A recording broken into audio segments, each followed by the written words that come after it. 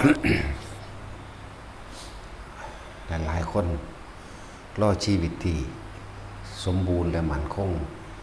จึงจะให้ทานหรือจึงจะเข้ามาเข้าวัดฟังธรรมปฏิบัติธรรมบางคนที่เป็นข้าราชการก็ว่าเกษียณก่อนจึงจะเข้าบางคนก็ว่าให้รวยก่อนให้มีชีวิตที่สมบูรณ์และมั่นคงซะก่อนจังสิให้จังสินั่นแหละแต่ส่วนมากมันอยากไปทางตายก่อน บ่ได้ค่อยเข้าพวกจังสิพวกไปตั้งใจไว้จังซั่นบ่ได้ค่อยเข้าเด้มันทั้งมีหรอกแนวก็สากลากหมดเลยฉะนั้นหาชีวิตที่มั่นคงและสมบูรณ์ซะก่อนจึงจะเป็นผู้ให้จังซี่บ่ที่จริงแล้วก็คือให้ทั้งที่มีชีวิตที่บ่สมบูรณ์นั่นแหละจึงจะเป็นความสมบูรณ์ของชีวิตธรรมวิตโกหาความจริงในตนเองให้มันพบให้มันพอธรรมะคือความจริงของสิ่งทั้งหลายทั้งปวงวิตโกแปลว่าคิดค้นหาหรือว่าพึ่งนึกแล้วก็ตึกตรองหาจึงเรียกว่าธรรมวิตโกหาความจริงในชีวิตเจ้าของให้มันพอเกิดมาเพื่อหยังทำเพื่อใครเกิดมาเพื่ออะไรทำเพื่อใครและจุดหมายของชีวิตอยู่ที่ไหนค้นหาคำว่ามั่นคงถาวรของชีวิตความสมบูรณ์ความมั่นคงความถาวรของชีวิตมีอยู่จริงบ่ว่าทุกคนค้นหาในตนเองนั่นแหละความสมบูรณ์บริบูรณ์หรือความมั่นคงในชีวิตบ่มีหนึ่งจากอย่างนั่นแหละว่าให้ค้นหาตนเอง เกิดมานี่เพื่อหยังเฮ็ดเพื่อหยังแล้วก็มีจุดหมายของชีวิตแบบใดในตัวเองจังว่าแต่ละคนคือน้อยนักน้อยหนาดอกว่าคนที่เข้าใจคำว่าธรรมะใดน้อยนักน้อยหนาเด้อวันธรรมดาหลายชีวิตที่เกิดมาศูนย์เปล่าเรียกว่าเกิดมาในที่มืดแล้วก็ไปในที่มืดบ่มีความจริงของชีวิตเลยเกิดมามีแต่ความมักย่องเกิดมามีแต่ความจอมปลอมหรือโกหกตัวเองแล้วคนบ่มักความจริงคนมักความจอมปลอมคนมักความหลอกลวงและโกหกถึงสั่นบ้านเฮาเอิ้นว่าคนส่วนมากมักย่องบ่มักความจริงมักตะค่ำยื่นย่อสรรเสริญจอมปลอมเลยฟังธรรมบ่เข้าใจตามสิเปรียบเทียบเอาเฉพาะว่าที่ไม่ใช่พุทธศาสนาที่ไม่ใช่พุทธศาสนาเลยนั่นแหละได้ชีวิตขึ้นชื่อว่าเป็นมนุษย์เปล่าๆแต่ก็ส่วนมากลงสู่อบายภูมินะอยากว่าเกือบทั้ง100%นั่นแหละแต่อาจจะยังอยู่บางที 0.1% ที่ไปสวรรค์ได้บัดนี้เจาะจงเอาเฉพาะว่าเฉพาะพุทธศาสนาขนาดคำว่าเฉพาะพุทธศาสนาก็ยังบ่ต่างกันบางพวกส่วนมากคือกันเลย99%บัดนี้ยังมีอยู่ดอก%นึงเอานี่เอาเฉพาะพุทธศาสนาแล้ว99%ก็ยังใส่จะยังมีความเสื่อถืออย่างอื่นยังมีความมักย่องมักหลอกลวงบ่มักของจริงมีแค่%เดียวเท่านั้นแหละที่พ่อว่าได้ไปสวรรค์พรหมโลกหรือนิพพานนั่นแหละจังหวะ99%เด้อขนาดว่าในพุทธศาสนาแล้วเนี่ยก็ยังสิ99%อยู่ไปได้อบายภูมิเหลือ%เดียวแล้วก็จังมาแบ่งอีกจาก2ส่วน3ส่วนเอา2ส่วนหนึ่งมนุษย์จากมนุษย์สู่มนุษย์ส่วนหนึ่งไปเทวดาก็รวมทั้งพรหมนั่นแหละเทวดาแต่อีกน้อยหนาที่เข้าถึงพระนิพพานได้น้อยหนานั่นแหละเฉพาะบัดนี้โดยศาสนาอื่นๆ บ่ได้เชื่อเรื่องของกรรมบ่ได้เชื่อผลของกรรมบ่ได้ค้นหาความจริงในชีวิตว่าสัตว์โลกเป็นไปตามกรรมเข้าใจว่ามีเทพเจ้าหรือสิ่งศักดิ์สิทธิ์ดลบันดาลให้วันนี้ในพุทธศาสนาก็มีความเชื่อแบบนั้นเหมือนกันทั้งที่วัดกับเขาแต่ว่าพระเจ้ากนกนั่นเองวัดกับเขาพระเจ้ากนกแต่ว่าบ่ถือเอาธรรมไปถือเอาความเชื่ออย่างอื่น เกี่ยวกับสิ่งศักดิ์สิทธิ์ดลบันดาลเกี่ยวกับเทพเจ้าดลบันดาลพระพรหมดลบันดาลนะนั่นแหละก็เลยบัดนี้ตีร่วมไปใช่กันที่พระพุทธเจ้าท่านบอกว่าคนที่ไปสวรรค์เท่ากับเขาโคคนที่ไปอบายเท่ากับขนโคบ่ผิดจักนิดคิดเบิ่งก็ขนาดว่าเอาเฉพาะพุทธศาสนามีเปอร์เซ็นต์เดียวที่สิไปเอาแบ่งแยกว่ามีมนุษย์สู่มนุษย์มนุษย์สู่เทวดาแล้วก็นิพพานโลดน้อยมากปานนั้นคนยังว่าคนหลายอยู่เนาะบ่ได้หลายเด้ความจริง 7,000 ล้านคนนี่ 7,000 ล้านคนแล้วเปรียบเทียบสัตว์เดรัจฉานบ่ได้เลยบ่ได้แล้วในอีกมิติหนึ่งเทวดาจังซี่ก็มีอีกแต่ว่าอบายภูมิโดยสัตว์นรกกับเปรตมากที่สุดเทวดาก็เทียบเปรตเทียบนรกบ่ได้คือกันเด้บัดแต่เฮาที่เฮาเข้าใจว่าหลายก็ดีแต่ก็เทียบกันบ่ได้นั่นล่ะจังว่าคนนี่สูญหายออกไปจากโลกเพราะไปนิพพานเปอร์เซ็นต์นึงเนาะแต่ที่เวียนว่ายตายเกิดอยู่ใน31ภพภูมินี่99%นี่มั้ยนี่แม่จังซี่แม่จังว่ามันน้อยนักน้อยหนาอันนั้นว่าพุทธศาสนาแล้วนี่มันก็ยังบ่แม่นพุทธแท้บ่เข้าใจบ่แม่นผู้รู้แท้บ่แม่นผู้รู้จริงบ่ถึงธรรมนะก็ยังเวียนว่ายอยู่ในเพราะแห้งแหละเพราะว่าหยังความบ่รู้ของเฮาเอง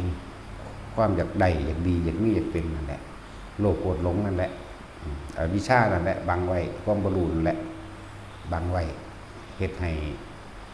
ตั้งแต่เฮาเกิดมาพ่อแม่เฮาก็บ่รู้คือกันย่านตะลูกบ่อยู่ดีมีสุขย่านตะลูกบ่มีชีวิตที่ดีก็เลยเที่ยวพากันบางหม่องก็ถือผีถือผีทั้งเหนือก็นิยมทั้งผีฝ่าผีแถนผีโพนะทางบ้านนอกเฮาก็ตั้งเจ้าหอปู่ตาตั้งอีสานเฮาไปจังซี่ทางเมื่อก่อนเจ้าพ่อเจ้าแม่ศาลหลักเมืองไปจังซั่นทางภาคกลางนั่นแหละประมาณนั้นแหละที่สิเป็นเข้าถึงถ้ำแท้ๆนี่น้อยมากจังว่าให้ทุกคนใครควรละพิจารณาหาความจริงนั้นตนเองจึงเรียกว่าธัมมวิตโกจงใครควรพิจารณาหาความจริงนั้นตนเองเฮาเกิดมานี่เพื่อหยังทำไปเพื่อหยังแล้วก็จุดมุ่งหมายในชีวิตของเฮาคืออะไรว่าใครควรเบิ่งเอาเด้อ ชีวิตนี่แต่สิพูดถึงโดยรวมสุดยอดในคำสอนพระเจ้ามีแต่ทุกข์กับทุกข์เลยความสุขอันใดก็สร้างที่ว่าใดมากกะล้วนแล้วแต่ดิ้นรนขวนขวายแสวงหานั่นแหละคืออาการทุกข์อาการทุกข์คือดิ้นรนแสวงหาส่วนการเสวยนิดหน่อยบอกว่าความสุขใดที่บ่ปนความทุกข์บ่มีเลยก็ในเมื่อถ้าเฮาเข้าใจตรงนี้แล้วว่าเกิดเป็นหยังกะชั่งนี่มีแต่ทุกข์กับทุกข์แล้วที่เฮาต่อสู้ดิ้นรนเพื่อให้เกิดได้มากับภาวะความปรารถนาสุขทั้งที่ว่า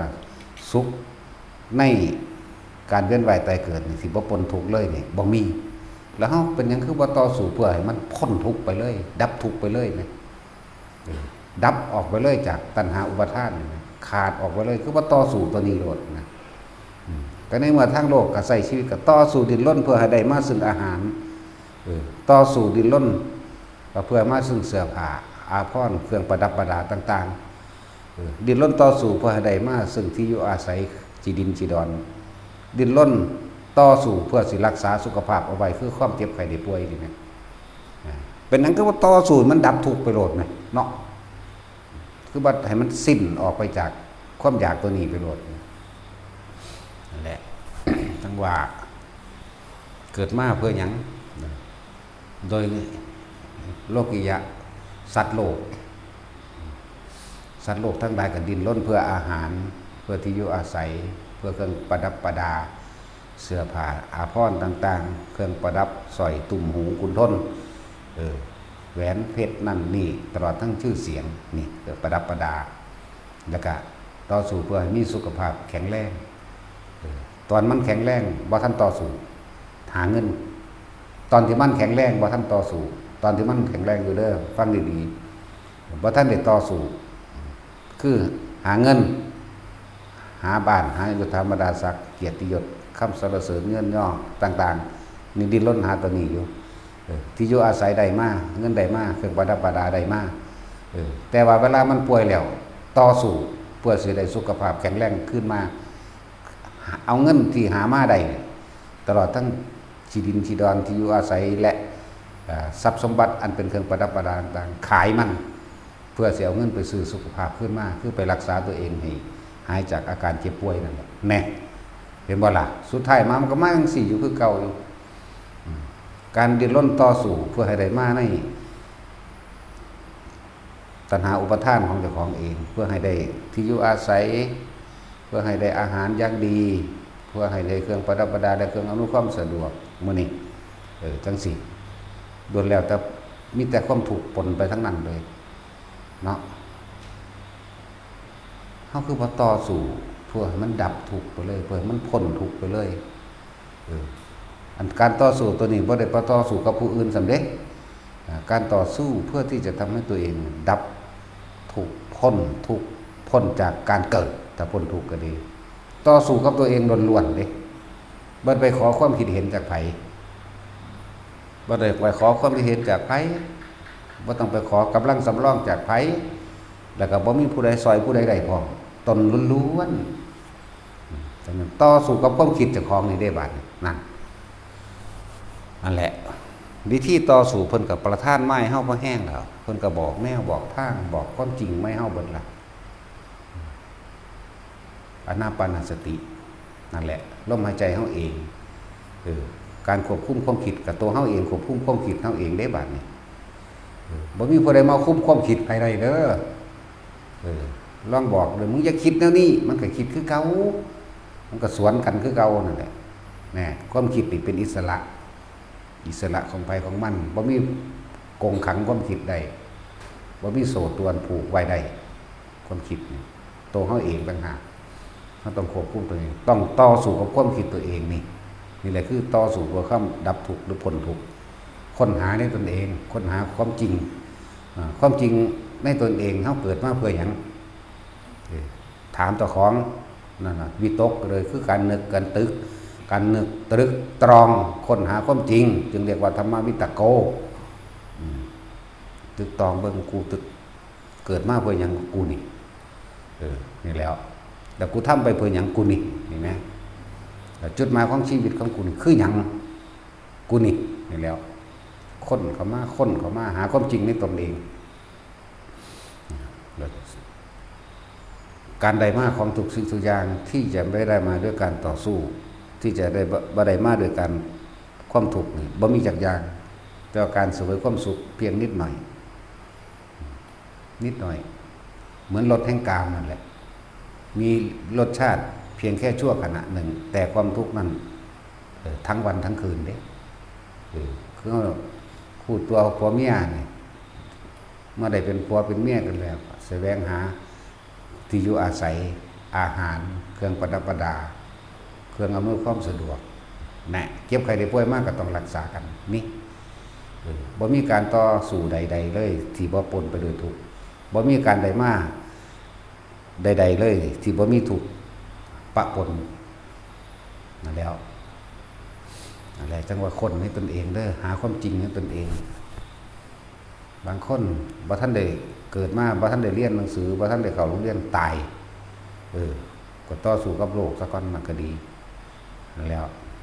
บางคนเขาลักเรียนหนังสืออยู่ตายนี่จุดหมายของเขาคือ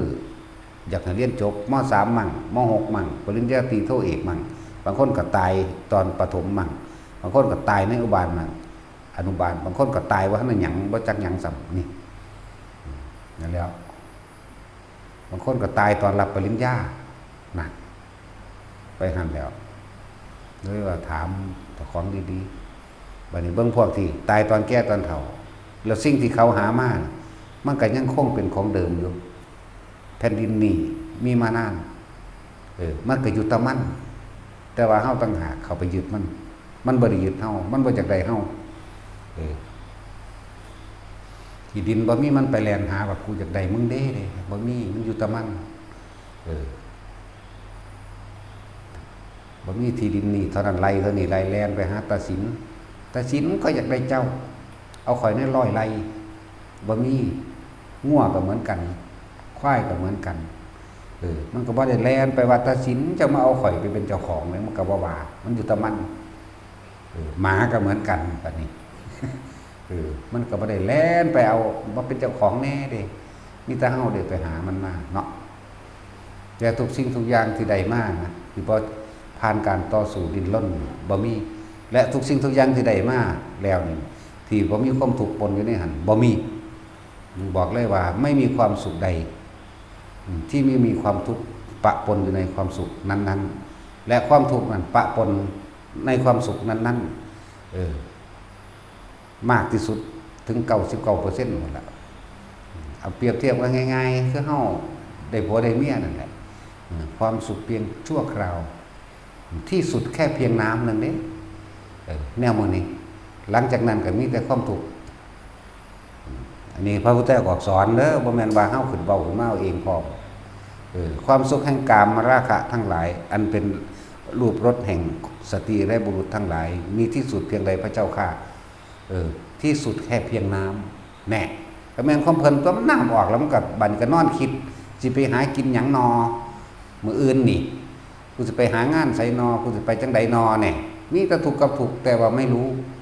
นั่นแหละเรื่องตามความเป็นจริงโลดถ้าบ่น้อมเขามันจริงบ่รู้ได้นี่พวกไปขายของมื้ออื่นที่ไปวางของนั่นของนี่อันนั้นขาดอันนี้บ่มีอันนั้นบ่พอต้องแล่นไปเอาของอีกนี่แต่ว่าตอนนอนนำกันอยู่บ่ได้คิดอยากว่าแต่ว่าเสร็จหลังจากนั้นแล้วคิดพวกขายของพวกเฮ็ดงานห้างคือพวกตาค้อนแล่นขายของต่างๆปกิณกะต่างๆเหมือนนั่นแหละพวกเปิดห้างร้านบริษัทพวกโรงรถพวกเปิดร้านซ่อมพวกหมอพวกพยาบาลเป็นงานข้าราชการหรือพวกทหารพวกตำรวจจังซี่ก็คือกันต่างกันดอกนั่นแหละหลังจากเวลาชั่วขณะนั้นก็คิดนึกตึกตองหาแต่แนวสิมาบำรุงบำเรอกันแต่คิดเบิ่งตามความเป็นจริงโลดไผก็ดีทุกคนก็ผ่านมาบ่แห้งนะหลายคนที่อกหักผิดหวังจังมากหลายคนก็ผัวบ่ดีจังมากผัวติดยาก็มีนี่ก็มีเล่นการพนันก็มีทิ่มปะกันก็มีนั่นแหละสั่นแหละบางคนก็ผัวตายบางคนก็เมียตายนี่ทั้งสั่นแล้วมันมีอยู่ว่าชีวิตที่สมบูรณ์บัดสมบูรณ์บริบูรณ์มั่นคงและถาวรบ่มีนั่นแหละแล้วหลายๆอย่างที่เราต่อสู้ดิ้นรนมันเพื่อหยังเพื่อใครเพื่ออะไรและจุดหมายของชีวิตของเฮาที่เฮาดิ้นรนต่อสู้มาสุดท้ายแล้วมันไปใส่นั่นแหละว่าให้ทุกคนนำทำอันนี้นำความจริงอันนี้ใครควรในตนเองวิตกก็คือการนึกตึกตรองนั่นแหละจึงเรียกว่าธรรมวิตโกนึกตึกตรองใครควรเป็นนักสั้น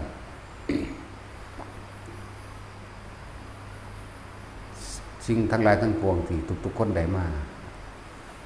ล้วนแล้วแต่ได้มาด้วยการต่อสู้ได้เนาะจึงได้มาต่อสู้ก็คือดิ้นรนแสวงหา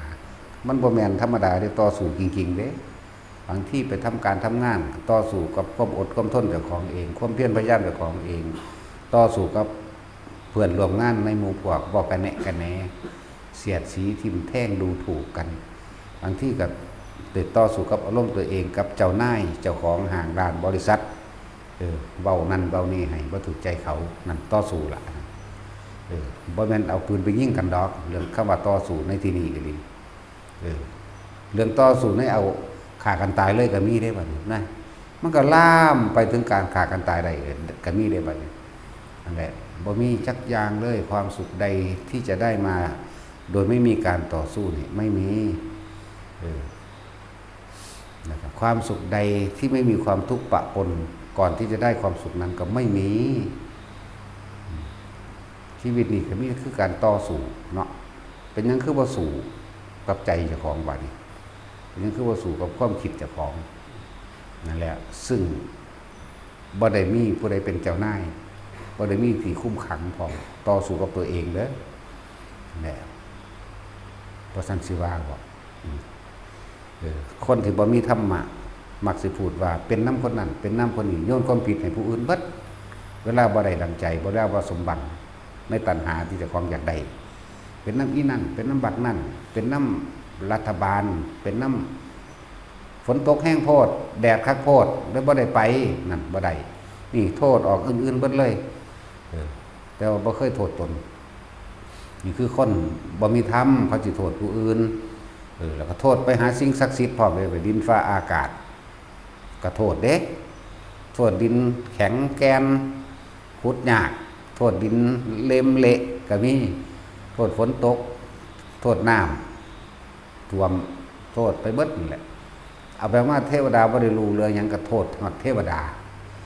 ถ้าว่าฮ้อนหลายก็โทษดวงอาทิตย์เป็นขนาดนั้นแหละ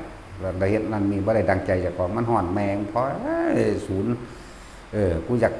อัธนูยิงมึงได้กูจะปืนยิงมึงแตกได้มีเบิดเด้แปลงสั่นแล้ว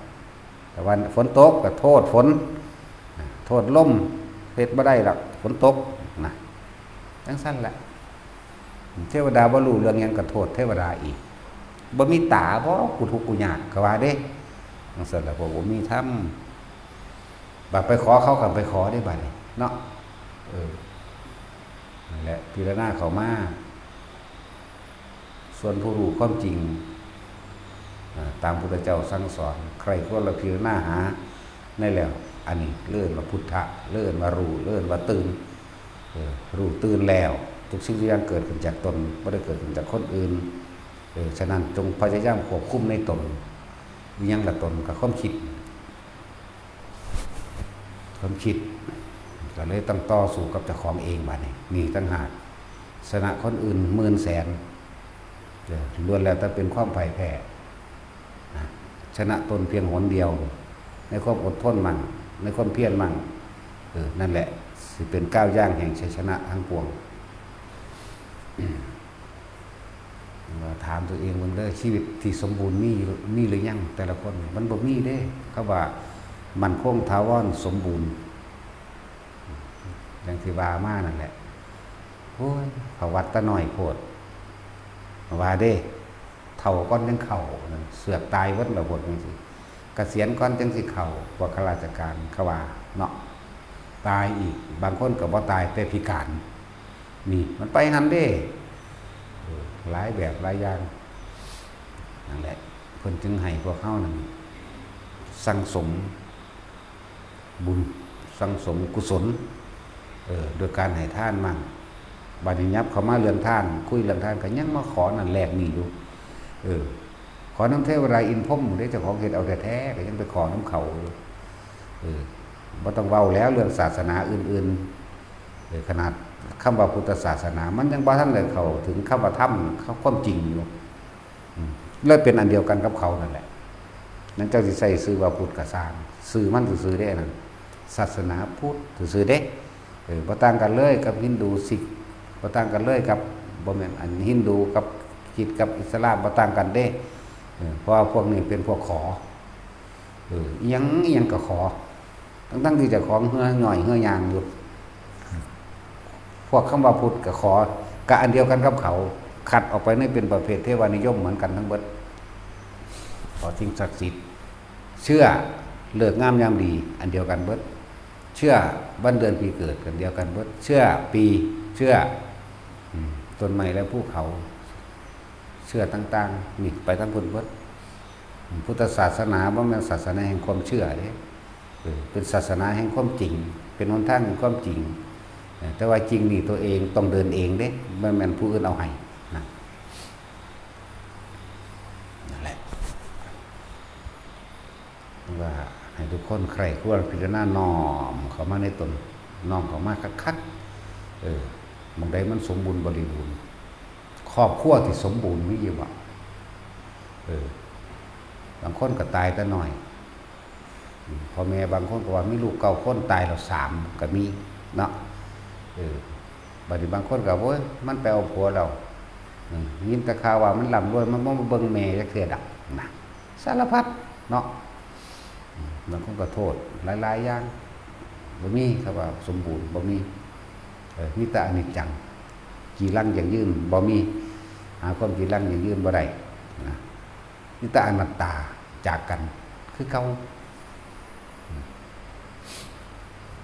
ใครควรเบิ่งเอาเองแต่ละคนบางคนกับผัวตายบางคนกับเมียตายจังได้มาบางคนกับป๋าผัวมาจังได้มาบางคนกับป๋าเมียมาจังได้มาเด้นั่นแหละหลายแบบหลายอย่างนะที่หาความสมบูรณ์บริบูรณ์โดยศีลเสมอแต่สิเว้าเรื่องว่าศีลเสมอบ่ทันได้เว้า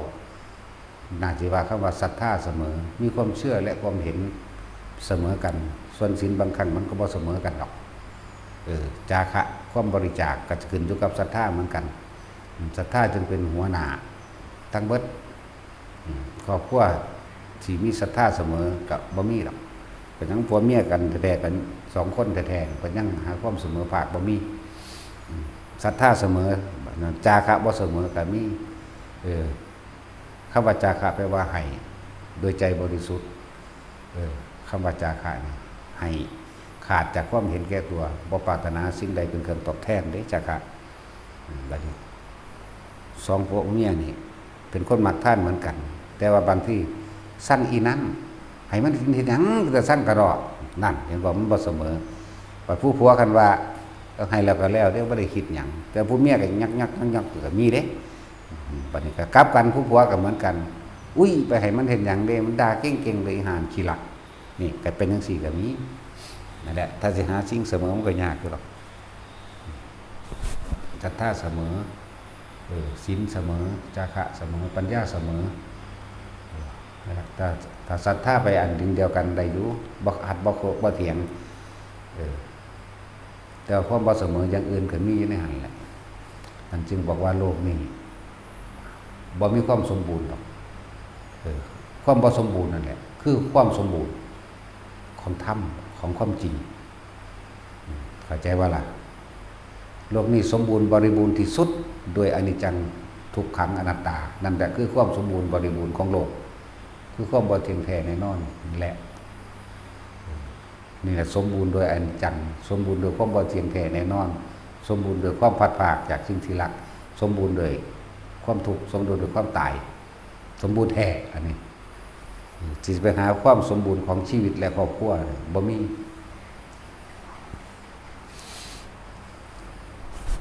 อะไรจังว่าเฮาดิ้นรนต่อสู้นี่มานานแล้วลองต่อสู้กับตัวเองเบิ่งเด้อบัด ทุกคนทั้งชีวิตเนี่ยใส่เวลามาหาเงินนั่นแหละเพื่อให้ได้มาซึ่งที่อยู่อาศัยเพื่อให้ได้มาซึ่งเครื่องประดับประดาและเครื่องนึ่งห่มประดับประดาสอยแหวนเงินทองนึ่งห่มประดับประดาจดจิตสื่อเสียงความสุขเนี่ยประดับประดาเครื่องอำนวยความสะดวกก็อยู่ในประดับประดามีอาหารที่สมบูรณ์บริบูรณ์นะบินรถอันนี้แหละแต่สุดท้ายมีความป่วยบ่ได้มีความแก่ความชราบ่ได้ก็เลยนำสิ่งที่หามานี่แหละถ้าเป็นเงินหรือว่าป่วยแล้วก็ไปหาหมอโรงพยาบาลก็อยากให้มันเศร้านะเป็นว่าล่ะจากสิ่งที่หามาเนี่ยเอาไปแลก แลกสุขภาพขึ้นมาอยากให้มันแข็งแรงคือเก่าแล้วกูจะได้ไปสู่ใหม่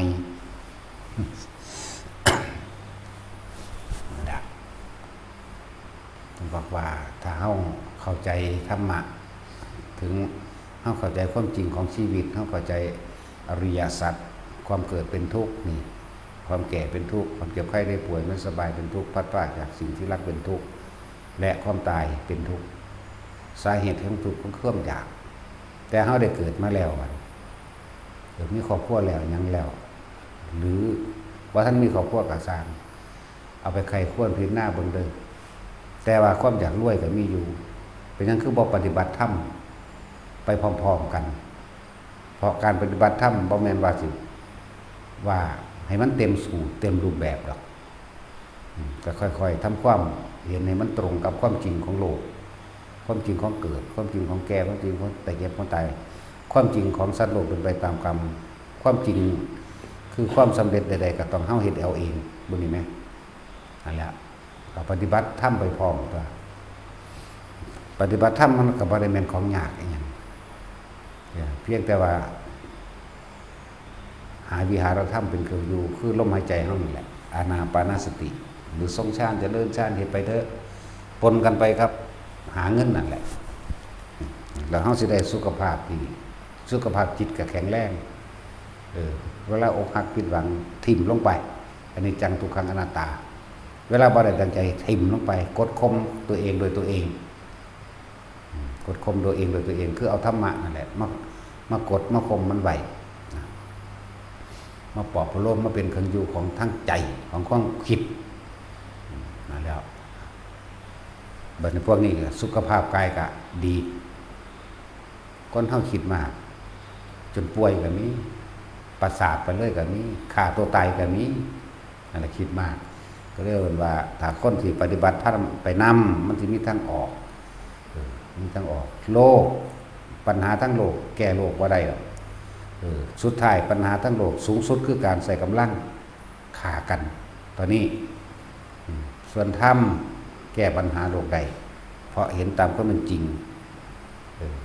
โมโหเพียงใดก็สั่งกดข่มตัวเองไว้เพราะตัวเองก็ฝึกมาแล้วสั่งมันดักเว้ยภาษาหากินซ้ำตายดอกบ่มีหยังกี่ลั่งหยังยืนดักอย่างหน่อยอาการภายในคือความรู้สึกบ่พอใจกับคนผู้นั้นก็มีอยู่แต่ว่าบ่แสดงทางกายและวาจาอดเอาอดไปอดมาอดมาอดไปมันก็เริ่มคมขี้ไปคมขี้มากก็ขาดเองแล้วจังว่าโลกแก้โลกบ่ได้ปัญหาทั้งโลกแก้ปัญหาทั้งโลกบ่ได้สุดท้ายฆ่ากันตายเนี่ยก็ไปหันอยู่แต่ว่าปัญหาทั้งธรรมะเนี่ยเอาไปแก้ปัญหาโลกได้สุดท้ายว่าดิ้นรนค้นคว้าไปยังกระโดดเนาะเห็นความจริงในชีวิตเกิดมาเพื่อหยังกูนี่เฮ็ดไปเพื่อหยังกูนี่เฮ็ดไปก็เฮ็ดไปตายแล้วคนทั้งหลายก็ตายมามากแล้วอันนั้นก็ว่าตะกี้ก็หน้าปูหน้ายาตาย่ายแล้วก็หน้าพ่อหน้าแม่แล้วก็หน้ากูแล้วที่ตายมาแล้วก็ไล่มาเนี่ยมันก็เริ่มเห็นตามความจริงก็เริ่มต่อสู้ตัวเองต่อไปต่อสู้ความคิดตัวเองเอา นั่นแหละหลายอย่างคนเฮาถ้ายอมรับความจริงแล้วบ่โดนเด้เรียกว่าสัมมาทิฏฐิมีความเห็นตามความเป็นจริงเห็นความเกิดแก่เก็บตายเป็นตามความเป็นจริงเห็นว่าโลกนี้เป็นอนิจจังทุกขังอนัตตาตามความเป็นจริงเห็นว่าโลกนี้สิ่งทั้งหลายทั้งปวงล้วนแล้วแต่มีเหตุและปัจจัยให้เกิดบ่มีสิ่งศักดิ์สิทธิ์ใดบ่มีเทพเทวดาอินทร์พรหมพระจงพระเจ้าทั้งใดเป็นผู้รู้บ่มีนี่ก็บ่โดนเลยล่ะนั่นแหละผู้ใดสิมีความเห็นถูกต้องตามความเป็นจริงแล้วบ่โดนเรียกว่าเข้าสู่มรรคมีองค์8สัมมาทิฏฐินี่มีความเห็นถูกต้องตามความเป็นจริงสัมมาสังกัปโปมีความคิดดำรินะคิดก็คิดตามความจริงได้บ่นี่สิเฮ็ดโครงการใดๆหนึ่งก็สร้างหรือตาเขาเห็นในขณะปัจจุบันเห็นปุ๊บคิดต้องตามความเป็นจริงได้โลดสังกัปโปแปลว่า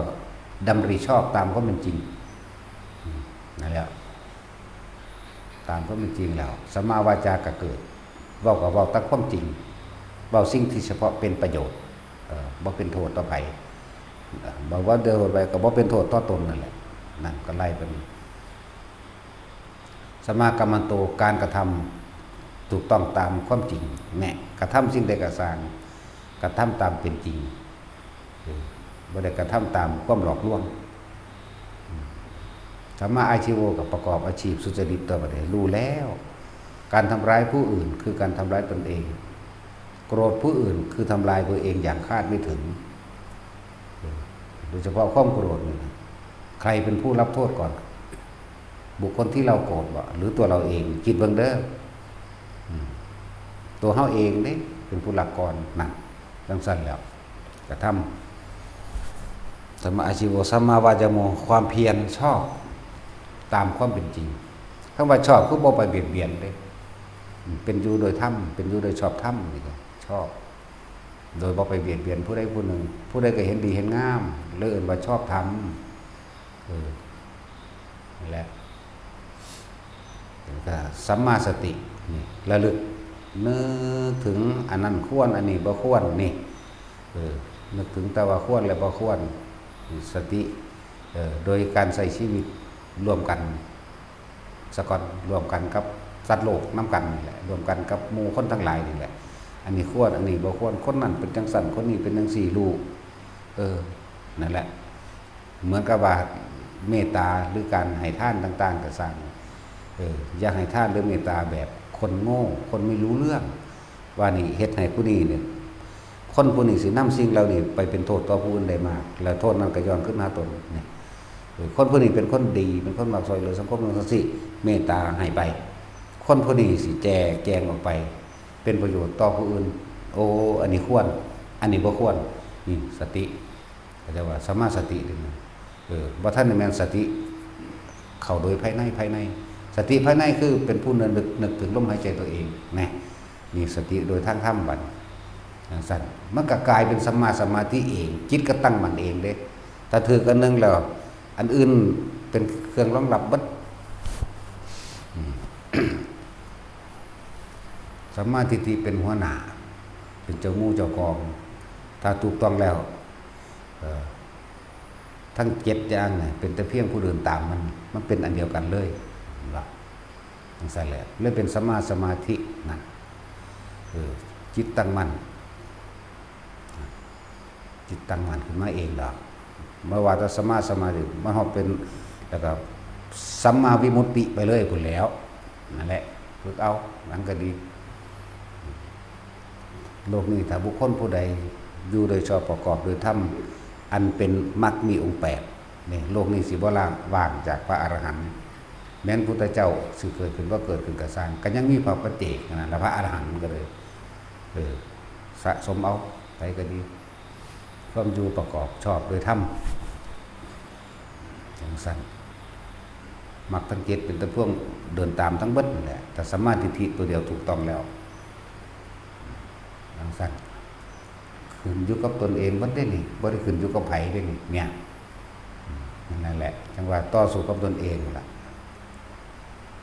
ต่อสู้กับตัณหาตัวเอง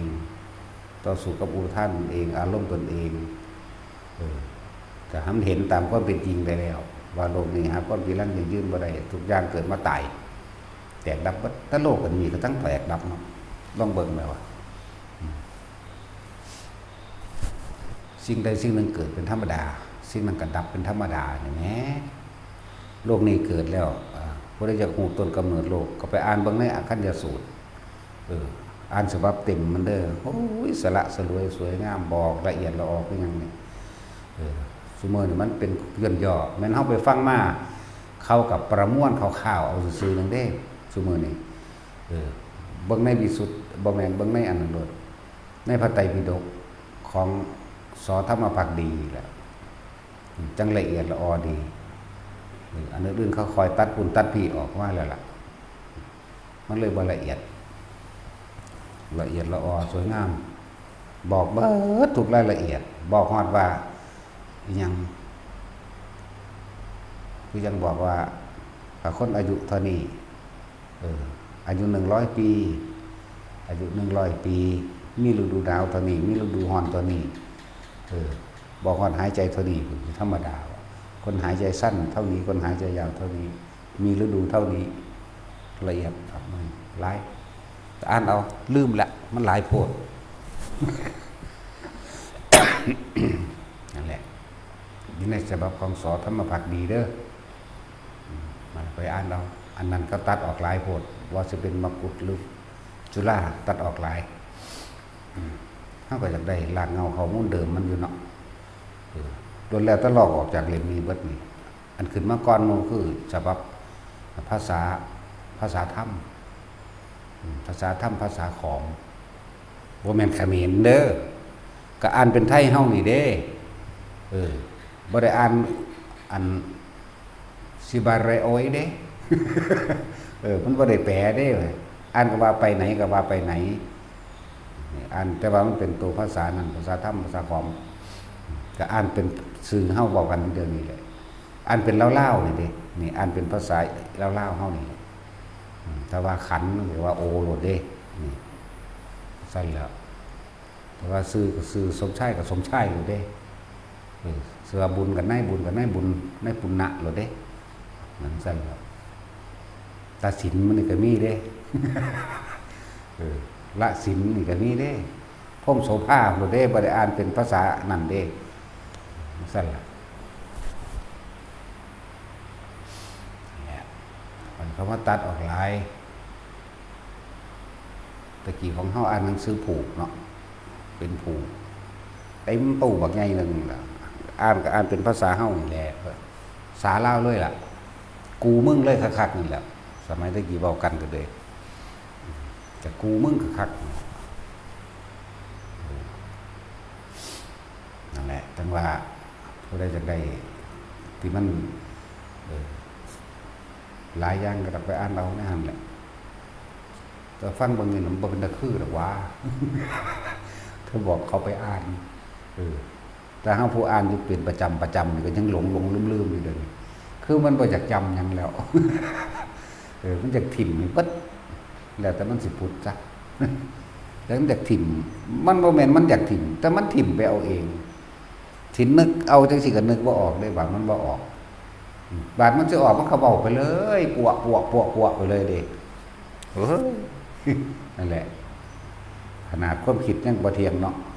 ส่วนตัวความจำก็บ่เทียงความคิดก็บ่เทียงบ่เป็นของเจ้าของจักอย่างรูปเวทนาสัญญาสังขารวิญญาณบ่เทียงบ่ควรถือเอานั่นแหละละสักยะทิฏฐิอนาคามีก็ละแบบนั้นแหละจังแม่นละส่วนโสดาบันแค่ว่ายอมรับความตายซื่อแล้วก็บ่หวั่นไหวกับความตายมาแล้วจังว่าพวกเขาศึกษาตนเองเด้อศึกษาตนเองโดยเฉพาะข้างบาใจเป็นใหญ่ใจเป็นท่านใจเจ้าของเองนะคือเพื่อเจ้าว่าม่านผู้มือหลีกสู่ความคิดเจ้าของบ่ได้เด้ที่ยังสิเป็นตาญาณเท่ากับความคิดตัวเองที่จริงเฮาบ่ญาณคนเด้เฮาญาณเจ้าของเฮาญาณเจ้าของเด้ตั้งสิเรื่องตีลั่นฟันแท่งหรือขาบ่ได้ญาณจักเม็ด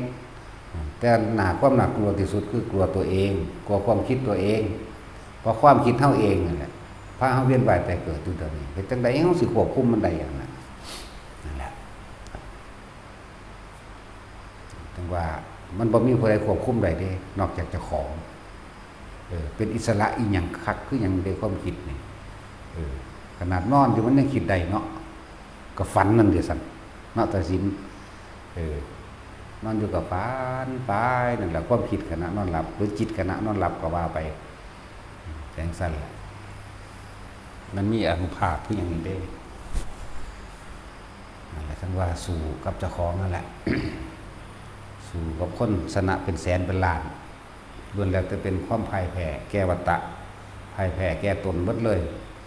พ่ายแพ้แก้ความเห็นแก่ตัวของเจ้าของก็เลยต้องเวียนว่ายตายเกิดมาหลับสิ่งที่เจ้าของเห็นไว้ถึงบอกว่ามื้อนี้ว่าธรรมะวิตโกธรรมะคือความจริงวิตกก็คือการนึกตึกตองหาความจริงในตน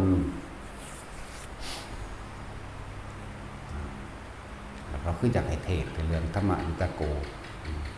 บ่แม่นฉายาพระองค์ใดองค์หนึ่งเด้มันมีหัวขอธรรมอยู่แล้วมาจากว่าล่ะ มันผุดขึ้นมาให้เทศก็เทศเหมือนกันนะเทศไปตามเจ้าของงูปลานี่แหละเนาะชิดสนิทเนาะแต่สินเฮา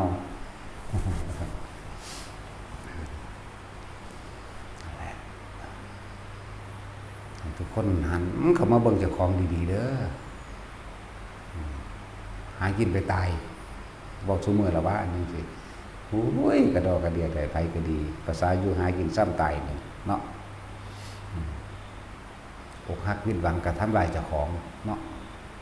กินเหล้าติดยาคิดว่าสิไปประชดผู้อื่นติมันทำลายเจ้าของเด้อพวกอกหักพวกผิดหวังพวกหยังแน่หลายอะไรอย่างนั่นแหละเอาแต่ใจอยากให้คนมาเอาใจแล้วก็ประชดผู้อื่นว่าซานที่ไหนได้ก็คือทำลายเจ้าของนั่นแหละก็ต้องไปคิดไกลก็ได้นะเวลาใดก็สร้างทั้งโกรธเกลียดเกลียดแค้นหวังทำร้ายและทำลายผู้อื่นให้เสียชีวิตทรัพย์สินในขณะนั้นน่ะเรากำลังทำร้ายตัวเองแต่ตัวเองคาดไม่ถึงว่าตัวเองทำลายตัวเองผู้ใดเจ็บใจก้อนแต่ว่ามันจะของผู้ใดเจ็บใจผู้ใดเจ็บปวดก้อนแต่ของนั่นได้ล่ะนั่นแล้วจะให้เขาชิบหายตัวเองนั่นแหละชิบหาย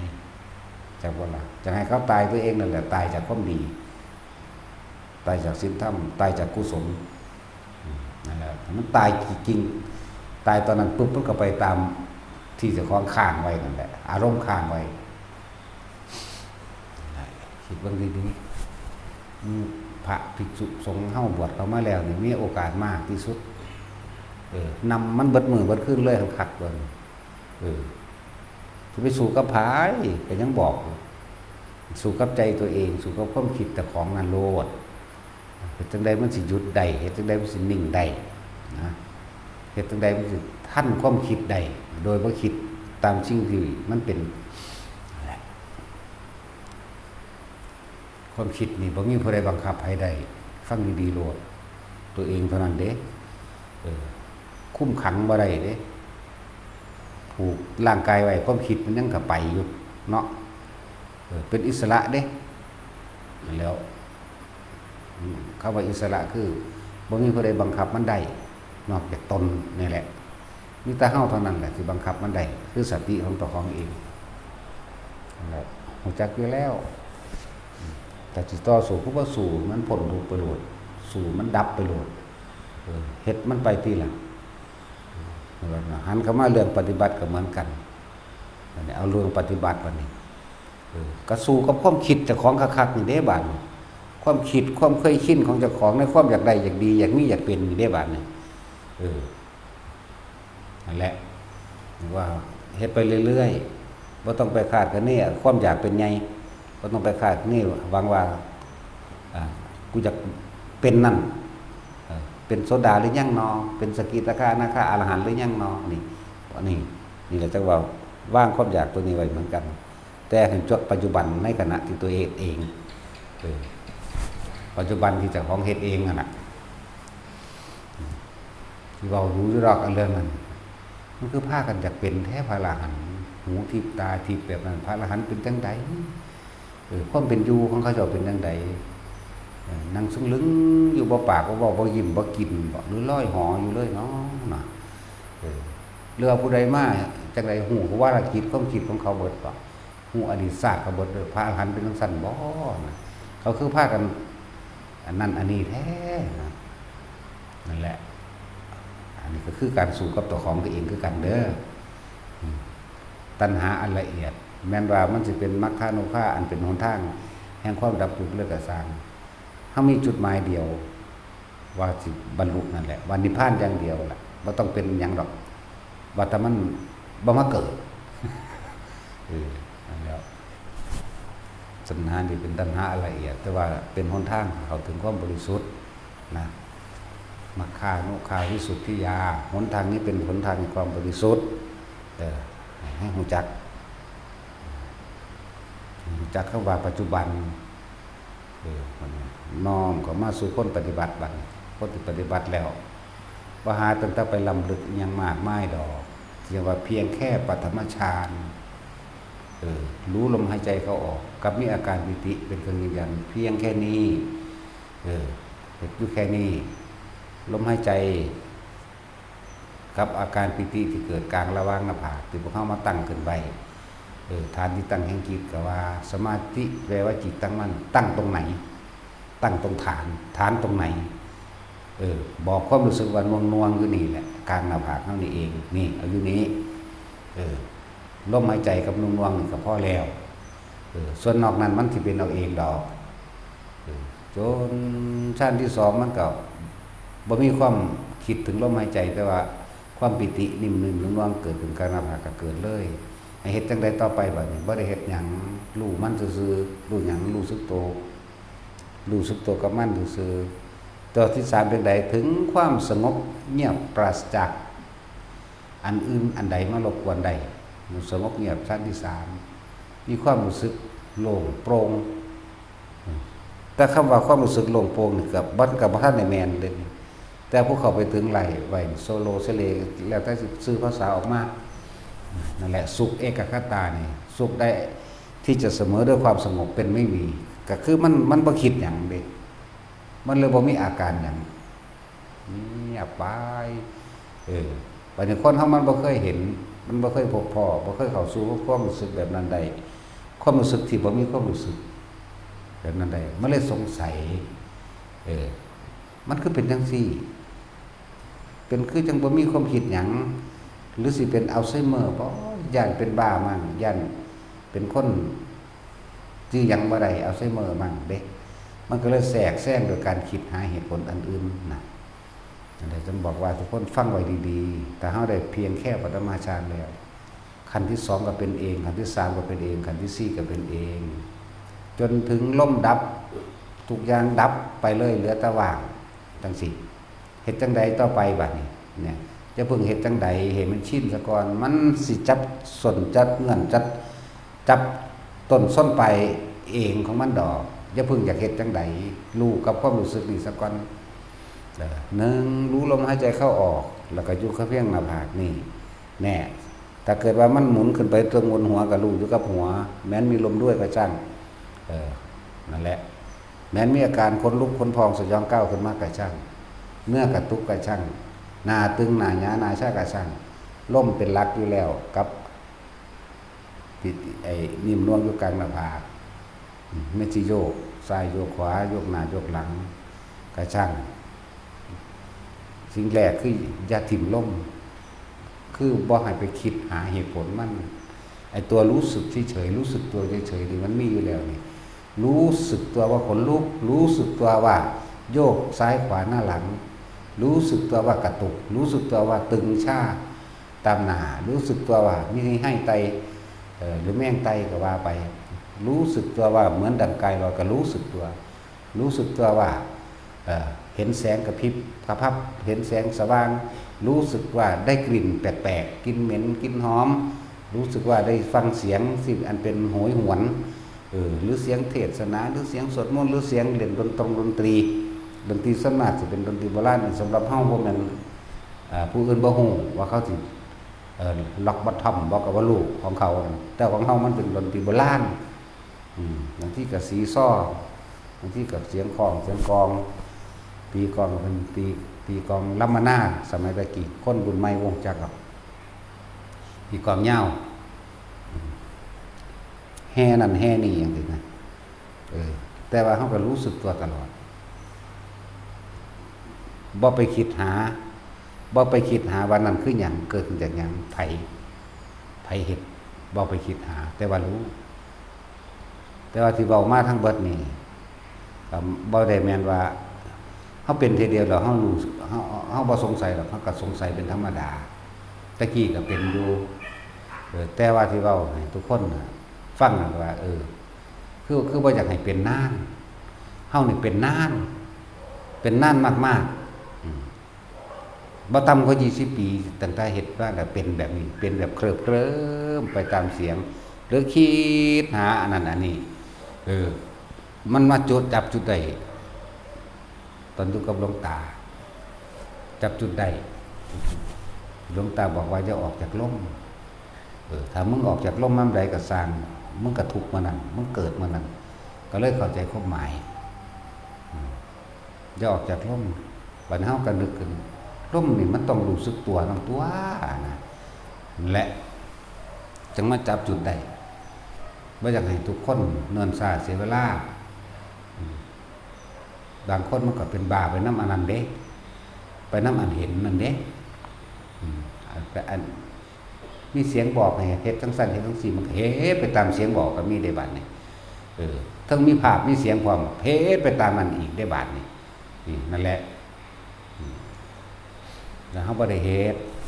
เฮาก็เบิ่งอยู่แต่ว่าเฮาเบิ่งแบบบ่รู้สึกตัวมีความเคิบเคลิ้มหรือเพลิดเพลินไปกับมันมีความเพลิดเพลินไปกับมันทางบ่ค่อยเว้าให้ฟังดอกก็ฮู้แต่เจ้าของนี่แหละอย่างเช่นว่าไปสู่ป่าหิมพานต์จังซี่แหมโอ้สัตว์อันนี้เป็นแบบนี้เอามันมีอีหลีตัววุ่นก็เพลิดเพลินไปนำตัวนั้นแหละเห็นกิเลนจังซี่นะสิงโบราณจังซี่นะเห็นกิเลนเห็นมานิมังกรนั่นแหละเว้าพอทุกคนเข้าใจแน่จังซี่เห็นนาคเห็นเนกเห็นกินนรงนารีเห็นไปเปิดเพลินไปน้ำมันสร้างน้อยๆเท่าโปรตีนประมือนี่ก็มีเด้บ่แม่นประมือโปรตีนประมาณนี้อันนี้บ่มันว่าพรายน้ำสร้างน้ำแต่ว่าน้อยๆบ่แต่ปลาเอิ้นว่าเพลินไปน้ำมันหลายอย่างแม้กระทั่งนกฮัสดีลิงมาเห็นไปบักใหญ่เด้ถ้าเอาเว้าซะแม่งสิได้เว้าเลยตัดสินแล้วตั้งใจฟังอยู่นกฮัสดีลิงมองตัดเครื่องหน้ามันสิเป็นง่างสร้างปากก็เป็นปากสร้างมีง่าพร้อมบักใหญ่แต่ว่าก็โตเป็นนกเล็กโตเป็นนกเป็นสันนกฮัสดีลิงเป็นสันละโอ้มันมีอีหลีนะมีกำลังมีกำลังหลายเด้นกพวกนี้แต่เทียบแล้วเหมือนกับเท่ากับช้าง5 เชือกสินะสิก็มีเห็นไปคือเพลินไปกับมันนั่นแหละนี่ก็เห็นผมก็จักซื้อสิใส่แล้วก็ปลาหิมพานต์เลยแล้วหนังสือก็สิได้เขียนว่าหิมพานต์ไว้จะมันสิซื้อวางได้แล้วนั่นนะภูเขาคันธมาศนั่นปลาหิมพานต์ที่เก่ามันก็เลยนั่นแล้วภูเขาคันธมาศแต่แปลกได้มีฤาษีฟอมเลยนะครับพวกใส่สุดขาวก็มีฤาษีก็มีถามเบิ่งบางพวกอายุหลายปีแล้วเด้2,000 กว่าปี 3,000 ปี 4,000 ปีมีเบิดเด้บางคนมีฮอด10,000 ปีจังซี่แต่ว่าอย่าลืมว่าบ่กินจักอย่างดอกเด้ออันที่เว้าแค่ว่าสิได้ไปเห็นมาหรือว่าถามเขามาซื่อๆเด้ท่านพระพุทธเจ้าองค์นั้นบ่ท่านพระพุทธเจ้าองค์นี้บ่ก็ถามอยู่ว่าท่านเอาคือว่าปฏิบัติน้ำเพิ่นอยู่นี่สงบสุขดีแล้วนั่นมันไปติดความสงบเป็นบ่ล่ะบ่ออกเดินปัญญาบ่น้อมรับฟังเห็นอยู่เขาก็บอกฟังอยู่ดอกอันแหละเอิ้นว่าเพลินไปนำตะกี้ก็เข้าใจว่าจริงล่ะแต่ว่าตอนนี้บ่เอาจริงอย่างอย่างบ่ยืนยันบ่ตัดสินว่ามีจริงหรือบ่มีจริงก็สร้างแต่ว่าเห็นน่ะเห็นจริงๆทั้งบ่ว่าทั้งมันทั้งเอามาให้ผู้อื่นเบิ่งนำบ่ได้นะมันก็เลยว่าเห็นจริงแต่เรื่องบ่จริงสิ่งนั้นก็เลยว่าบ่มีอยู่จริงซะแต่ว่าเห็นจริงคือฝันนั่นแหละผู้ใดเอาภาพฝันมาให้เบิ่งได้เดี๋ยวนี้เนาะเทียบง่ายคักบัดนี้ล่ะบ่เข้าใจอยู่บ่ว่าตัดสินเจ้าฝันว่าไปกรีดยางเจ้าเอาภาพกรีดยางไม่มู่เบิ่งได้บ่ล่ะเนาะนี่นะก็ฝันเมื่อคืนถ้ามีผู้มาแย้งว่าบ่แม่นดอกมึงบ่ได้ฝันว่าจังซี่จังซี่เอ้าเขาสิไปเอาหยังมายืนยันกับเขาเขาว่าบ่แม่นก็บ่แม่นก็แล้วเนาะจังซั่นแล้วแม้ของบางอย่างคือเฮาภาวนาจังซี่แหละคันว่าภาวนานั่นแหละเฮาก็มาจากจังซั่นนี่แล้วมาจดไว้มาลงไว้มาพากันสวดกันพองอยู่นี่เนาะจังซั่นแล้วไปหาเบิ่งแหมในตำราเล่มใดมันมีจังซั่นแล้วขนาดตำราเล่มนั้นเล่มประมาณพระไตรปิฎกของอันสอธรรมภักดีแหละ แต่ว่าหนากว่ามันใหญ่ๆประมาณนั้นซ้ำหมู่นั่นแหละอ่านจบแล้วมันยังหายตัวใดไว้ขนาดถือไปถือมานำอยู่นี่ธรรมดาของสัมผัสใดผู้อื่นก็บายนำใดครับเด้แต่ว่าเขาเบิ่งแล้วเขาคันบ่อยากอ่านเด้ถ้าเขาเป็นอีหยังอ่านหนังสือสิเนาะจังซี่นะเขาก็บายเบิ่งอยู่เด้ล่ะแต่ว่าเฮาอ่านจบแล้วเสือกหายตัวนี้ได้นี่นะเงิดหลายมีพระองค์หนึ่งนานๆจะมาให้เห็นเพียงหนึ่งก็เอาหนังสือเอามาให้อ่านเอาอ่านแต่เขาอ่านหนังสือเร็วเนาะภาษาสำนันมือเดียวกันแล้วบ่ได้พ่อมือได้ล่ะมันจูบมันดูดเข่ามันว่างบ่ได้มันบ่กินหอดเข่ามาแล้วเริ่มอ่านตะเพิ่นได้มากมันคำมากกับจุดเที่ยนขึ้นตะเกียงขึ้นรถแล้วอ่านอยู่หั่นแหละก้มใส่อยู่ไปจบเอาขอนสิแจ้งได้มาตอนประมาณบ่ายไปจบเอาขอนสิแจ้งเห็นไหมแจ้งไปกราบหลวงพ่ออันนั้นกราบแล้วหลวงพ่อนั่นเงยหน้าขึ้นหายซ้ำทั้งสี่อยู่ในกฎได้นี่กฎหอยอยู่นี่เพิ่นก็นั่งในกฎก็คุยกันธรรมดาคือคนเฮาคุยกันนี่แหละแล้วก็กราบสิกลับมาจริงๆโอ้หายซ้ำแน่คือบ่ได้ยินเสียงเมียนกฎซั่นกลับมาว่าเสียมาเบิ่งหนังสือเลยมันก็หายไปน้ำเพิ่นจังซี่นะแต่ว่าฝันก็บ่แม่นแต่ว่าบ่ฝันก็บ่แม่นอีกเพราะว่ามันเป็นดึงผู้ใดมาเบิ่งนำบ่ได้จังซั่นแล้วนั่นแหละพูดอาหารหนังสือก็หายแล้วก็มีอยู่ประมาณ3เล่มอยู่เด้อีกเล่มนึงอ่านอยู่เป็นอาทิตย์เด้ออันจบแล้วก็หายคือกันทั้งสี่ก็มีเลยก็เลยว่าของทุกอย่างมันบ่มีอยู่จริงซะเป็นเฮาเห็นผู้เดียวเฮาสิมายืนยันตัดสินกับภายใดเฮาบ่อาจสามารถเอามาให้เขาได้แต่ว่าบทที่พวกเฮาสวดได้นี่ก็เอามาจากหั่นแหละใครตัวมันยังจือได้อยู่ทุลาอุทุลามาทุลาตันทุลาปุปาลากันนะอันนั้นแหละจังว่าเอาใส่ลง YouTube ไปถึงได้สูงกว่าจังว่าเด้มันพอมีเงินมีง่ำเนี่ยแบบดีเด้มันจื้อได้เดี๋ยวนี้จื้อบ่ได้เลยเอาลงไปแล้วแปลกประหลาดว่าล่ะเดี๋ยวนี้จื้อบ่ได้ตั้งใจว่าสิว่าลืมเบิดถ้าบ่ตั้งใจก็ว่าขึ้นมาเอาเองพูดขึ้นมาเอาเองนะคำว่านี่คือพูดขึ้นมาเอาเองท่องขึ้นมาเอาเองเขาบ่เข้าใจคำว่าฝึกคนบ้านนอกเนาะตัดสินมาจากบ่พอบ้านนอกคือแต่อ้วนจังซี่นะก็บ้านนอกพวกนั้นบ่จักหยังคำว่านี่แปลว่าพูดขึ้นมาเอาเองหรือแปลว่าพูดนั่นแหละแปลว่าเว้านะเว้าประหลาดให้ฟังแน่ถ้าเฮาภายในหัวใจภายในใจภายในความรู้สึกนึกคิดของเฮาเองบ่เคยมีคิดทำลายผู้ใดเลยเบียดเบียนผู้ใดเลยเสียชีวิตทรัพย์สินทั้งมนุษย์และอมนุษย์บ่มีเลยแล้วก็ที่ว่าตั้งใจไปก็ไปปฏิบัติธรรมคำว่าปฏิบัติธรรมตั้งใจไปเบิ่งใจเจ้าของเองไปความคิดเรื่องว่าสิกินข้าวใสสิกินน้ำใสสิอาบน้ำใสยุ่งสิหลายบ่มีนั่นมีนี่อันตรายบ่มีเลยบ่มีในความคิดบ่ได้กังวลแนวหมู่นี้เลยเด้ไปเบิ่งแต่อันนี้แหละลมหายใจเจ้าของนั่นแหละเป็นเบื้องต้นเบิ่งลมหายใจบางทีมันอุณหภูมิขึ้นก็เบิ่งอยู่กับมันบางทีขึ้นมานี่อยู่กับมันบางทีเข้ากลางสมองเย็นลงโปร่งกลางสมองบางทีเกิดเป็นไฟพับๆในกลางสมองหัวกะโหลกเหลือเห็นหัวกะโหลกเพดานหัวกะโหลกก็เห็นก็บ่ได้สนใจแต่ว่าก็ไปเรื่อยๆนั่นซั่นแหละบ่ได้ห่วงอีหยังเด้อ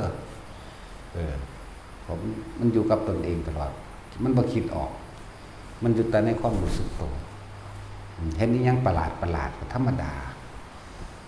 บางพวกก็อุ้มลูกออกจักพอเฮาย่างไปไกลก็นั่งลงอยู่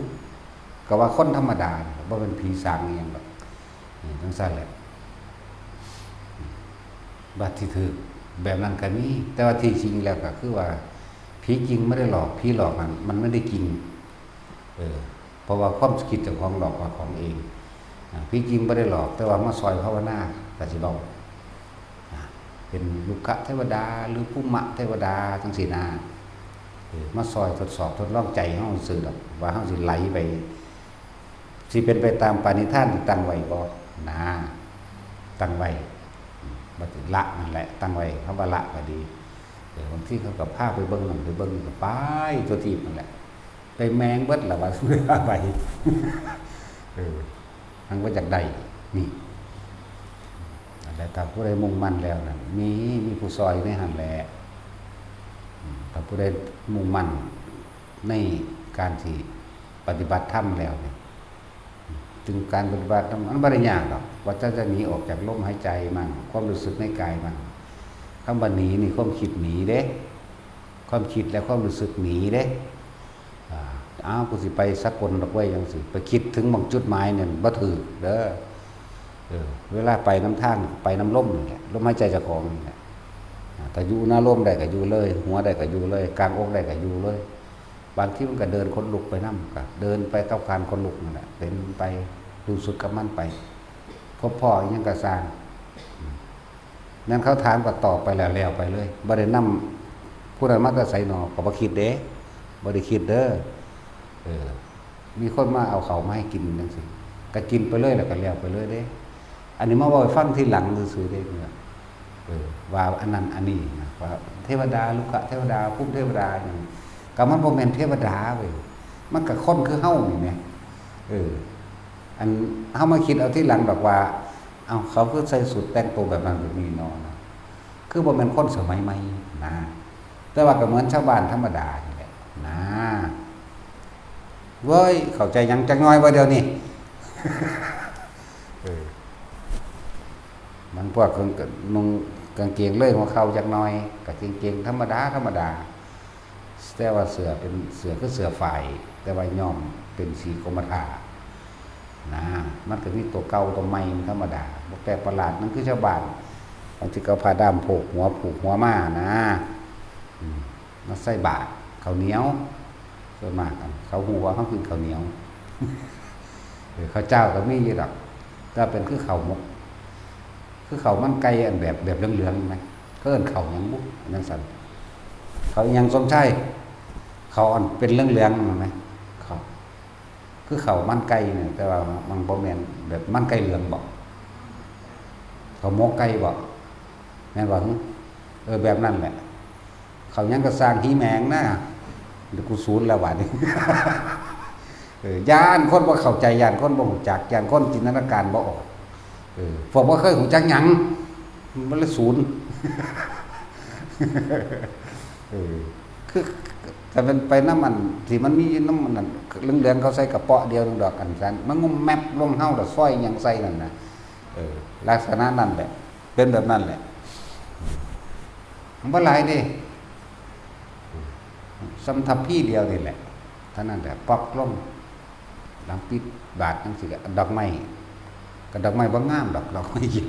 ลาย2 ดอกยาวๆซ้ำนี่แหละบ่ได้บักใหญ่เพ้อเด้ก็เอามาซื่อๆแหละเอามาก็เน็บใส่กกไม้สูงๆไว้จังซี่สิ่งที่ใดมาจากสุดแต่ว่าเป็นดอกไม้บูชามันสิเฮาบ่ได้ว่าเขาบูชาเฮาเด้เฮาบ่ได้รับเด้แต่ว่าถือว่ารับถวายพระพุทธเจ้าเลยเด้ที่รับผู้ใดก็สร้างมานี่คือถวายพระพุทธเจ้าเบิดเด้คือเขาไหว้มาเนี่ยเขาก็ไหว้พระพุทธเจ้าเกิดเขาบ่รับบ่ใช่ว่ารับบ่ได้รับไหว้ผู้ใดเด้มีแต่พุ่นเอาไปบูชาเพิ่นเบิดบ่ได้สิไหว้บ่แม่นไหว้เฮาบ่เอานะเป็นพุทธเจ้าเบิดดอกไม้มาถวายมาก็สร้างพุทธเจ้าเบิดถ้าผ่ามาจังเป็นพระพวกนี้จังเป็นหมู่นี่แหละงงงากหมู่นี่แหละจักเป็นยังแบบย่ามให้นอนบ่นอนมานอนแมงยังอยู่ย่ามดี หลายคนเรียกตนมันมาเบิ่งเด้อ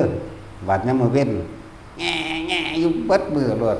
จังเป็นแมงยังดูคานี่ นั่นแล้วจังให้นอนบ่นอนนี่สงสารเนรสงสารหาแมงบ่ เออเด็กก็คือเด็กเอาไปพักผ่อนได้แล้วว่าสั่นมาเบิ่งเด้อผู้ใดอยากรู้จักยังมันแง่แง่นั่นนะโอ้ยเป็นเวลาพักนี่ไปพักอย่างนี่มันมาพักแก้มนี่แหละออกจากนี่มันก็บ่นอนเดี๋ยวมันสิไปเล่นต่อจังซี่แล้วแต่ว่ามันก็เก่งกับพวกทวงคือแบบฟ้อนบวชเก่งก็ตัดสินอยู่เนาะเก่งก็สมชายอีก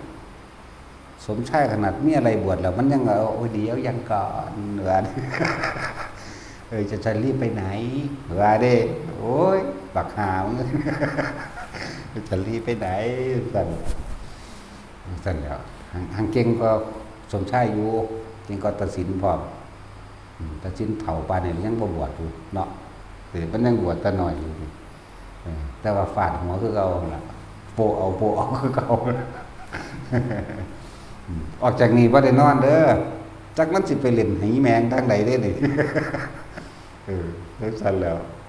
ถ้าออกไปทางฝุ่นพวกนั้นเดือดร้อนครูบาษาอู้ยสวยแล้วกู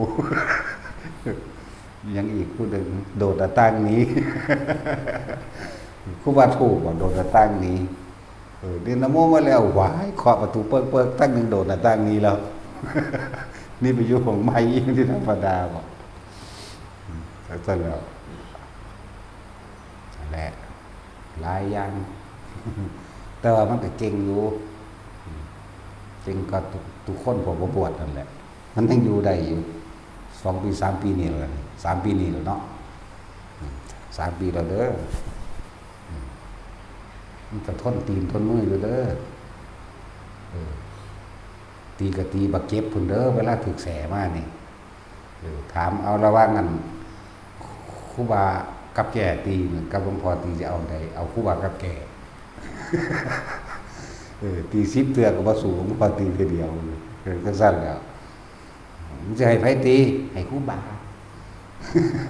มันก็บ่ให้หลวงพ่อตีบ่ถึงแต่ละเดือนนี่ธรรมดาบ่ตีดูดอกตีทีเดียวไปแย่เข้าบักทีเดียวรถน้ำตาใหญ่ปกๆไปได้บัดสั่นแหละฝึกความอดความทนมันตัวก็บ่เก่งสิทนได้บ่เนาะฝึกความอดทนมันก็พยายามพอกับมันอยู่เด้นั่นน่ะนี่ล่ะไปฝึกมาจากผู้ลังกาฝึกนอนบ่ได้ฝึกจังได๋ฝึกนอนสั่นแหละหลายอย่างก็ดอกมันก็เก่งก็ดอกบอกให้มันเว้าให้เขาฟังแน่เห็นผีเป็นจังไดผีเมซี่กับเงาดำๆเข้าไปในเสาไม้แล้วผีเมซี่เข้าไปในข้างกำแพงโกดหินมันนั่นน่ะมันก็เห็นอยู่เด้นั่นแหละมันก็เห็นอยู่ในหั่นเห็นหลายอย่างอยู่มันนั่งบ่ค่อยเว้าแต่ว่ามันก็เก่งอยู่ดอกแต่ว่าเก่งมันสิอยู่ฮอดปานนี้บ่ถึงว่าสู้กับเจ้าของเอานี่ก็เป็นบุญเขาสั่งสมมาเด้เขาจังมาแนวนี้แต่ไปอยู่ทางนอกเด้หากบหาเขียดหาปูหาปลาฆ่ามดดำมดแดงไปเป็นบาปเป็นกรรมของเจ้าของอันนี้มันหยุดงดเว้นการฆ่าเด้อหมดนั่นหมดนี่จังซี่แต่คนอยู่ทางนอกเล็กน้อยซะนี่เด้หายิ่งขี่กระปอมงุ่มปลากัดไปจังซี่หาแนวเล่นเอาไปทั้งเล่นนั่นบ่ล่ะอันนี้เขางดเว้นการฆ่าการลักได้ล่ะนั่นแล้วจังได๋นอนมันก็ชินหาดีอยู่นะวันเด็กน้อยซ้ำนี่เด้ไปใส่บัดนี้มันสิมาอยู่จังซี่บ่เดี๋ยวมันฆ่าพ่อฆ่าแม่มันเอาเงินเติมโทรศัพท์เนาะอันนี้มันไปสัตว์เอาครูบาถูกครูบาห่างเบิดเด้อแม่ครูห่างให้กูเบิดเด้อแม่บางสิสมน้ำดามันพวกนั้นก็เลยบ่หายวันมันก็เล่นอยู่แต่ว่าเล่นทำมีหน้าที่ตอนเช้าก็มาปลุกหลวงพ่อก็ถูกตีเด้เนี่ยแต่ว่ามาตลอดแต่ว่าเรื่องเป็นห่วงหลวงพ่อเรื่องห่วงก็หมู่ มาจอบเบิ่งเด้จอบเบิ่งแล้วลิบขึ้นไปดึกๆจังซั่นแหละเนี่ยมันสันเขาแล้วจังสิถ้ามันต้องเร่งเวลาไว้เด้เล่นได้แต่ถ้าปกครองในนาทีนี่เปียกหรือบ่แม่นฝ่ามือเด้บัดนี้แสไม่ไผน้อยดอกบ่ใหญ่ดอกจังซั่นแหล้วเล่นได้อยู่แต่ว่านาทีต้องบ่ขาดมื้อนึงเพิ่นบ่ทำบัตรก็ต้องเปียกเดียวก็ยังทำอยู่เด้อจังซั่นแหล้วนั่นแหละอย่างน้อยเขาก็บ่ไปฆ่าสัตว์บ่ไปลักม่วงมะขามไผคือเฮาตะกี้ดอกเฮานี่หางเก่งพุ่นแล้วขาดหาอยู่หากินบางทีก็เอามาเล่นยิ่งขี่กระปอมหาแมงข้ามแมงขับขุดหนูงูอยู่ใส่เห็นบ่ได้ขาใช่แล้วเขาบ่ได้เฮ็ดได้บัดนี่นั่นมันดีกว่าเฮาอยู่ตัวนั้นนะหาหลักหมกม่วงเขาเจ้าแน่หาหลักหมักงิ้วไปแลกขนมขี้เกียมตะกี้มันบ่ได้เป็นหลักหยังเลยบ่อึดบ่ให้มันกินมีแต่คนเอาให้บักแตงโมกับบักแตงโมใส่บาตรแล้วเลิกมือกับหมักทุเรียนเขาใส่บาตรเด้เพิ่นเพิ่นทำทาแลนแกล้งเขาเด้บาดเขาแกล้งขึ้นเขาบักโมที่ใส่อันนั้นนี่แน่น้อยทาแน่แลนเซินไปตับขึ้นมาดิมันเขาก็บักแตงโมใส่เต็มบาตรดิใส่เขาก็ว่าหนึ่งสั่นแล้วคดีคือกันนั่นแหละนี่หมาหน่อยก็ได้หยอกเนาะ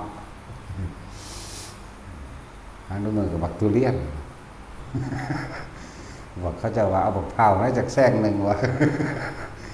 ใส่มันแบกกับบอกพวกนี้จะไปจกบาทมันก็ปล่อยมันไปวะคือความอดทนความพยายามแต่เป็นเด็กน้อยเอาแต่ใจมันก็ลุกหนีต่อไปเนี่ยบัดนี้พ่อแม่ต่างเอาแต่ใจมันกันน้ำงอนลูกต่างเนาะอันนี้มันงอนแม่กูติดแสใส่หอดพอมึงคุณลองเบิ่งแม่ถึงพอตั้งแม่มึงกูตีรวบ3คนเด้อมางอลูกมึงโลดมาโอโลดมึงจะเก็บตั้ง3พ่อแม่ลูกมึงสั่นแล้วก็ได้หลายอย่างมันได้หน่อยฝึกเอาบางสู้ว่ามันเป็นพระเฒ่าวันนี้อันภาพแนวนั้นสิเป็นตะจักหัวตัวว่าเพิ่นเห็นเจ้าของแนวนั้นแนวนี้เราก็สิเอาไปเป็นแนวเว้าสอนหมู่ตัวเนาะโอ้ขึงเข้มแต่ละบัดมึงด่าตะเลียตนกูเรียกตนแม่มึงได้บอกมึงเกิดบ้างเนาะอันนี้ก็ฟ้อนเรียกตนได้มันเห็นลงพาตีมันเวลาได้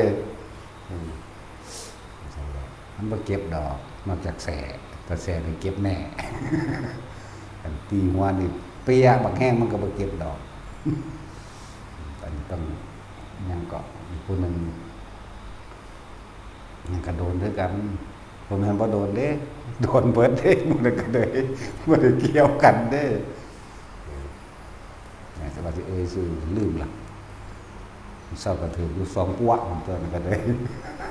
ชื่อว่าใดฮะมันจักเป็นประสาทแน่ดอกอันบักนั้นชื่อว่าใดก็รู้วิธี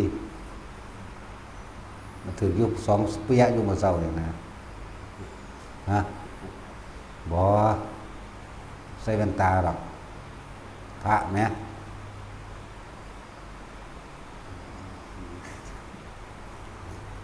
นั่งอยู่ทั้งนั้นแหละแม่ปฏิคิดซื้อออกมันบ่ออกเลยซื้ออะไรเราบักหาเนี่ยโอ้ยกูสูญเลยนอกบ้านฮะสว่าไส้นี่แปลว่ามาบอกถึงจุด2ไปเนี้ยอยู่ได้นั่นแหละสว่าไส้แหละมีเปียเดียวอัน2เปีย สำหรับวิเศร้าประสาทในเราจะถามไส้จากแปลว่าไส้ตาไส้ฟ้าว่าได้จากว่าพวกประสาทก็พวกนี้หรือว่ามันอยากสีทัญญามันเบิดบ่หรือแนวใดฝึกความอดทนกันนี่แหละผู้ใดก็ดีตะกี้ห้องลำบากก็นี่แหละทุกข์ก็นี่ทุกข์ก็นี่บ่ได้เทียบกันดอกกดจังสิเอาผ้าอันนี้ได้เฮ็ดเอาบ่ได้แม่นเป็นมุ้งเป็นหยังยังเย็นยังดีเด้อเอาผ้ากีวรเก่าๆนี่ได้ไปหยิบใส่กันนี่เป็นกดแล้วมันบ่มีขายแบบนี้เด้มันเป็นห่มเก่าเลยตะกี้จักบ่ห่มที่มันเป็นอันคือใบตาลนี่เด้ตะกี้เปื่อยเด้แต่ถือฝนน่ะโอ้ยแล้วมาใส่ผูกเอาตุ้มทำยามเด้ออยู่นี่สบายบ่อึดก็ดอยเครื่องกรองน้ำผ่ากรองน้ำสิหยังก็เอามุ้งขาดนี่ได้แหละไปใส่ก็เป็นกรองกันเลยกากะกาอีหลีนี่แหละกาดำๆต้มไว้แห้งเด้นั่นแหละไปอยู่แต่ละหม่องอย่าคิดว่าสิเลิศหรูเด้ออันนี้มันเป็นกุฏิ5 ดาวเลยนี่หรือ8 ดาว11 ดาวคุณบุ๊กอยู่นี่นั่นแหละเพิ่นบอกนั่นตอนคุณเด้อ4 เซนตาราง